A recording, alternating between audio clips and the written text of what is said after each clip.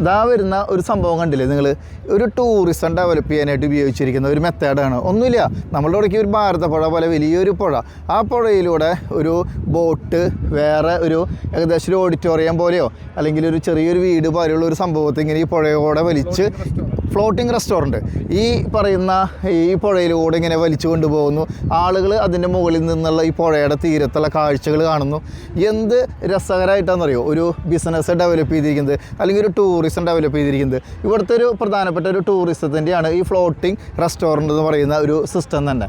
അപ്പോൾ ഇത് കണ്ടപ്പോൾ എനിക്ക് ഭയങ്കര മനോഹരമായിട്ട് തോന്നി. ഇത് തായ്ലൻഡിൽ കാഞ്ചൻപുരി എന്ന് പറയുന്ന ഒരു സ്ഥലത്ത് വെച്ചിട്ടാണ് ഞങ്ങൾ കണ്ടത്. ഞങ്ങളൊരു ഗ്ലാസ് ബ്രിഡ്ജിൻ്റെ മുകളിലാണ് നിൽക്കുന്നത്. ചില കമ്പനികൾ അവരുടെ കമ്പനി മീറ്റിംഗ് ആയിട്ട് വയ്ക്കും, ചിലർ ഫാമിലി മീറ്റ് ആയിട്ട് വയ്ക്കും. അപ്പോൾ ഇതിൻ്റെ താഴെ ഒരു ചെറിയൊരു ഓഡിറ്റോറിയം, റെസ്റ്റോറൻറ്റ് കാര്യങ്ങളുണ്ട്. മുകളിൽ നമ്മുടെ ഒരു കപ്പലിൻ്റെയൊക്കെ ഒരു ഡെക്ക് പോലെ ഒരു സംവിധാനമുണ്ട്. അപ്പോൾ അവിടെ നിന്ന് ഇവിടുത്തെ കാഴ്ചകളൊക്കെയും കാണാം.